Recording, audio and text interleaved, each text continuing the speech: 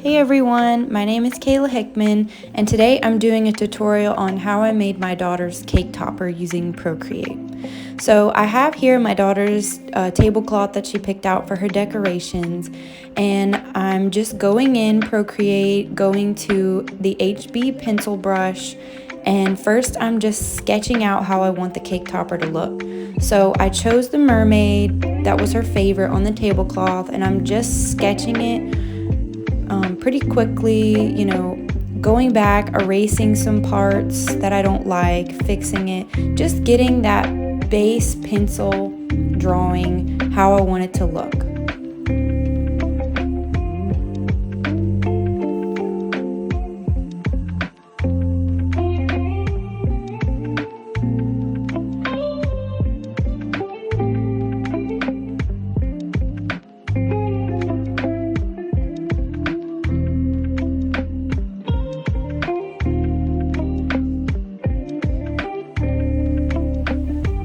After that, I resized her, made her a little bit smaller so I would have a little bit more room. And then I created a new layer, and I decided to add my daughter's age for the cake topper. So I did a number 4, and I just kind of moved it around till I thought it looked nice next to the mermaid. And then I also wanted to add her name underneath. So I made another layer, and I opened up the grid system on Procreate because I like to use it. It helps me make my letters straight. And I just wrote out her name how I liked it, and now it was time to add some color. So I went and found an opaque brush, one that you can't see through, and I decided to start with her hair. And I just basically took each part of the picture and I used color drop and filled it in. So I basically filled in every part and then came back with a different brush that had a little bit of texture to it. And this one had like a brush stroke texture to it, and I just came back and added some swirly lines in her hair, and I did that with every different part of the picture. So next I'm about to do the tail, and so I do the same thing. I made another layer for the tail. I outlined it and then I filled it in, and then I was going to come back with a lighter color with some brush strokes and make the scales and the details on the tail.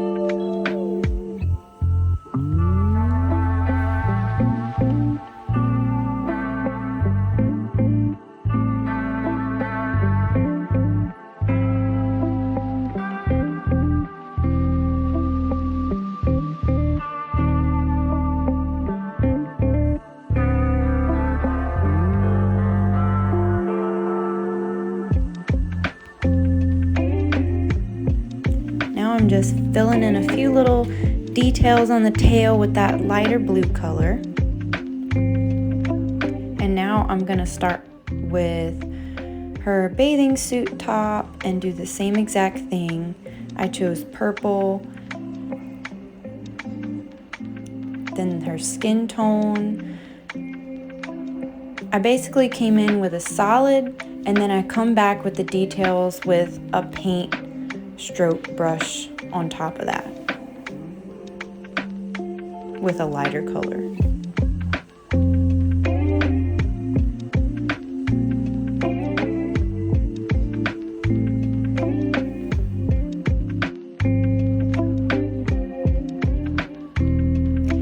I would periodically go into the pencil layer of my drawing and I would turn it off to make sure that it looked okay, or if I needed to straighten out any lines. I needed to straighten out one of her arms here and add a couple of lines that you couldn't see after I deleted the pencil layer. So it's good to always go back and delete the pencil layer if you don't want it there throughout your drawing process to make sure that it's going to look the way you want it to look in the end.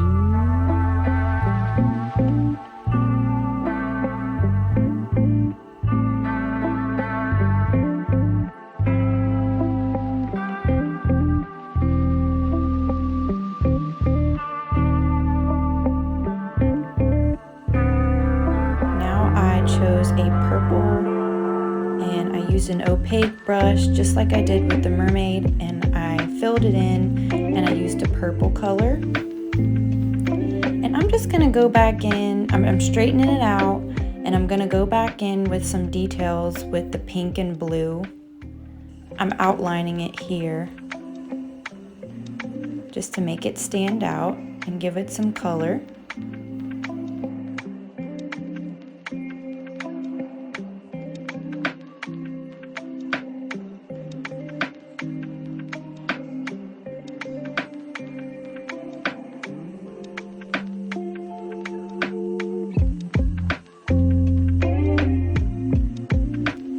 I'm gonna start outlining her name. I chose a paintbrush look for her name, and I just picked a pink because I thought it would look good, and I went ahead and outlined her name.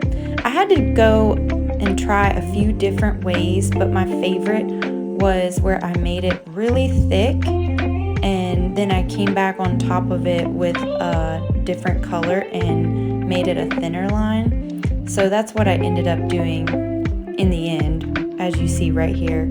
I started with a really thick outline, and then I came back on top of it with a thinner, lighter pink color. And I think that really made it look better than just one color.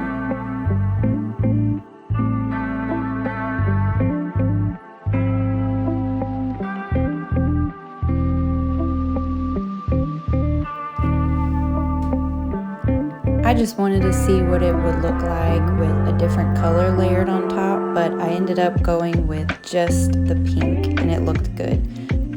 Next, I printed it out, and I then glued it on top of a piece of cardstock paper to thicken it up.